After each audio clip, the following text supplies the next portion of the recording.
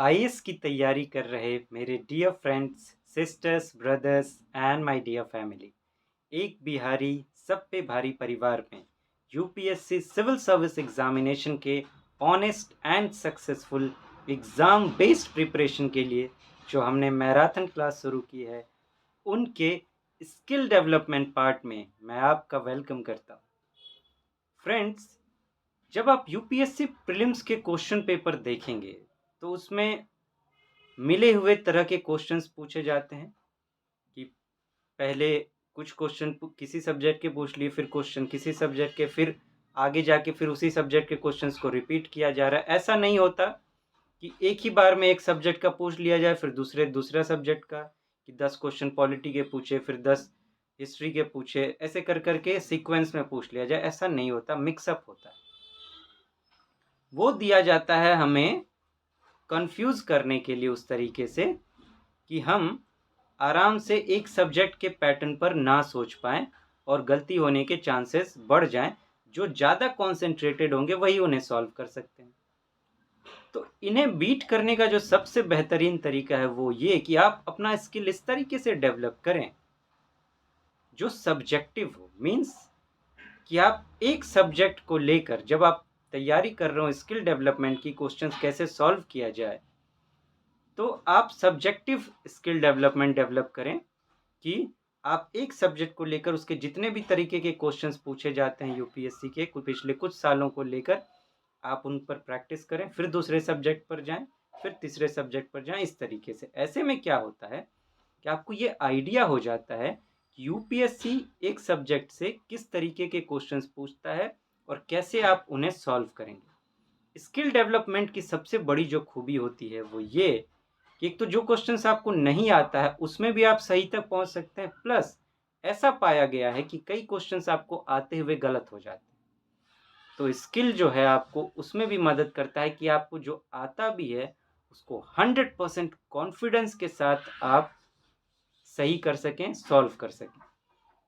अभी हम लोग इस तरीके से इकोनॉमिक्स को लेकर बातें कर रहे हैं, इकोनॉमिक्स के क्वेश्चंस को इस पैटर्न पर देखने की कोशिश कर रहे हैं, उसमें स्किल डेवलपमेंट करने की कोशिश कर रहे हैं। तो आइए फ्रेंड्स, अब नेक्स्ट क्वेश्चन पर चलते हैं।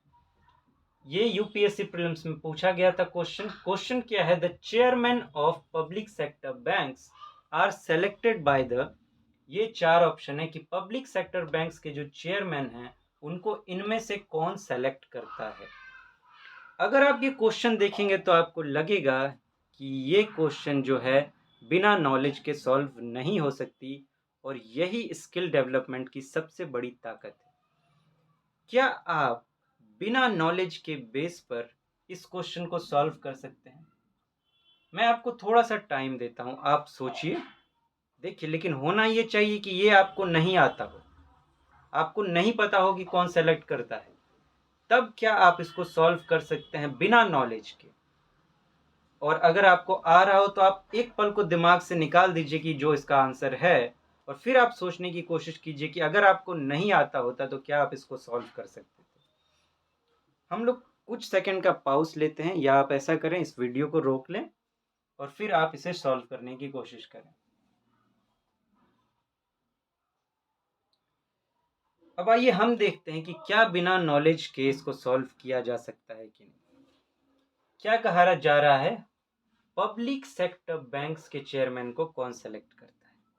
पब्लिक सेक्टर बैंक, बैंक को अगर आप समझते हैं तो ये क्वेश्चन बड़ी आसानी से सॉल्व हो जाएगा। बैंक क्या है? बैंक वो भी पब्लिक सेक्टर का बैंक है, एक ऐसा इंस्टीट्यूट जहां गरीब लोग सारे पैसे जमा करते हैं अपने। तो वो एक तरीके से समझिए कि उनका सब कुछ है वहाँ जो वो पैसे जमा कर रहे हैं। अगर वो फेल हो गया तो लोगों का सब कुछ डूब जाएगा, और सरकार को भी इस बात का बहुत डर बना रहता है कि अगर ऐसा हो गया तो जिस गवर्नमेंट के चीज़ में ये चीज़ हुई है उस गवर्नमेंट को लोग कितना वोट देंगे, ये आप समझ सकते हैं। तो इन सारी बातों को ध्यान में रखते हुए आपको बस एक चीज़ गौर करना है कि किसी भी कीमत पर चेयरमैन ऐसा होना चाहिए, चेयरमैन हेड होता है आप जानते हैं, ऐसा होना चाहिए जो बैंकों को बहुत सही तरीके से चला सके और सही तरीके से तभी चला पाएगा जब वो इंडिपेंडेंट तरीके से काम कर सके, उस पर किसी तरह का दबाव ना हो। तो एक ऐसे इंसान को कौन किसको चुनने की इजाजत दी जाएगी, ये चीज को ध्यान में रखते हुए अब आते हैं इस पर। पहला है बैंक्स बोर्ड ब्यूरो। ब्यूरो एक होता है सेंट्रल इंफॉर्मेशन ब्यूरो। ब्यूरो से आप समझ सकते हैं कि एक ऐसा डिपार्टमेंट होता है जो जांच पड़ताल खोजबीन करने की का काम करता है। इस शब्द से ही ये क्लियर होता है, ठीक है, कि ये खोजबीन करने वाले लोग हैं। तो हो सकता है ये ऐसे इंसान की खोज करें, इनको ऐसा काम दिया गया हो जिनको चेयरमैन बना सके पब्लिक सेक्टर बैंक का, ऐसे सेलेक्ट करने की कोशिश करें। यहाँ पर सोच सकते हैं कि हाँ, क्योंकि ब्यूरो इस चीज में स्पेशलाइज्ड होते हैं, उनका काम ही वही है, तो जो किसी चीज में एक्सपर्ट होते हैं उनसे बेहतर वो काम कौन करेगा। चलिए और ऑप्शन देखते हैं पहले, इससे पहले कि हम इसको चुने। दूसरा है reserve bank of India. Reserve bank बैंकों का बैंक है, वो सारे बैंक को रेगुलेट करता है। अब आपसे मेरा एक सवाल है कि अगर आप पढ़ने बैठे हुए हैं, ठीक है, और आपका कोई रेगुलेट, मान लेते हैं आपके कोई टीचर आपके सामने खड़े हैं, वो आपको देख रहे हैं, जितनी देर भी आप पढ़ाई कर रहे हैं वो आपको देख रहे हैं,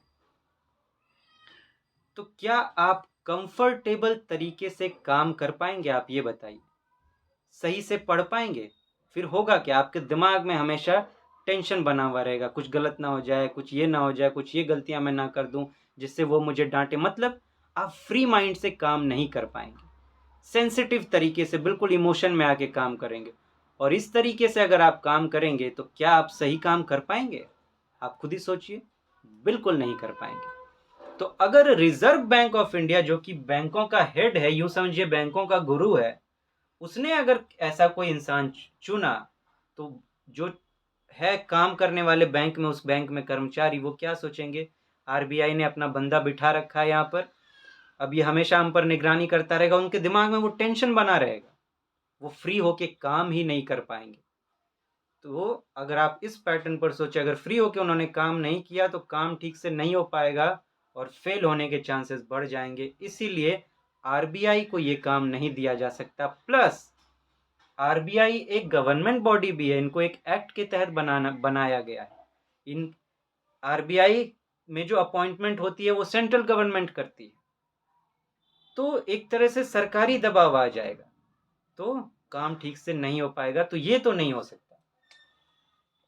दूसरी तरफ यूनियन मिनिस्ट्री ऑफ फाइनेंस, तीसरा ऑप्शन, ये तो पूरा का पूरा सरकारी बॉडी ही है, इस पे तो ये सरकारी है अपने आप में, समझिए। ये अगर करेंगे तो तब तो और गड़बड़ हो जाएगी, फिर तो और सही से काम नहीं हो पाएगा, तो ये भी नहीं हो सकता। तीसरा, management of the concern bank, मतलब जो भी बैंक है जिसका चुनना है चेयरमैन, उसका जो मैनेजमेंट है वो खुद ही चुनेगा अपना चेयरमैन। अब देखिए, कई बार आप सुनते हैं बैंकों में धोखाधड़ी हो जाती है, कई बैंकों में अगर गलत स्टाफ आ गए तो वो सब कुछ गड़बड़ कर देते हैं। अब बैंक की अपनी मैनेजमेंट अगर अपना चेयरमैन खुद चुनेगी तो होगा क्या यहाँ पर, कि हर बैंक प्रॉफिट के लिए काम करता है, तो फिर वो कोई ऐसा बंदा रख लेंगे अपना कि जो बैंक के बारे में सिर्फ सोचे। लेकिन ये सिर्फ बैंक नहीं है, ये पब्लिक सेक्टर बैंक है, प्लस बैंकों का काम है लोगों का ख्याल रखना, उनके डिमांड को, उनके कॉन्फिडेंस को, उनकी ज़रूरत को पूरा करना, सिर्फ अपनी ज़रूरत को नहीं। लेकिन अगर उसी बैंक के मैनेजमेंट ने, मतलब जिसको काम करना है उसने खुद ही अपना हेड चुन लिया है, तो वो तो कोई अपना आदमी ही चुनेगा, लोगों के भलाई के लिए कोई आदमी वो क्यों चुनेगा, वो तो अपने बैंक के भलाई के लिए चुनेगा बस। तो सब गड़बड़ हो जाएगा, मोटिव जो है, पर्पस जो है वो फेल हो जाएगा, तो ये भी नहीं हो सकता। अब आपका आंसर आया ये। तो देखिए कि क्या हमें नॉलेज की जरूरत पड़ी, और अगर पड़ी तो किस नॉलेज की जरूरत पड़ी। और एक और बात, आप बताइए किसका नॉलेज बेटर होता, उस तरीके से आप ज़्यादा कॉन्फिडेंस से सॉल्व कर पाते, या जिस पैटर्न पर हमने बात की है उस पैटर्न पर आज आप ज़्यादा बेटर तरीके से सॉल्व कर पाएंगे। डिसीजन आपको लेना है, पूरा कॉल आपका है। फिर मिलते हैं friends, thank you so much, have a nice day, नमस्ते।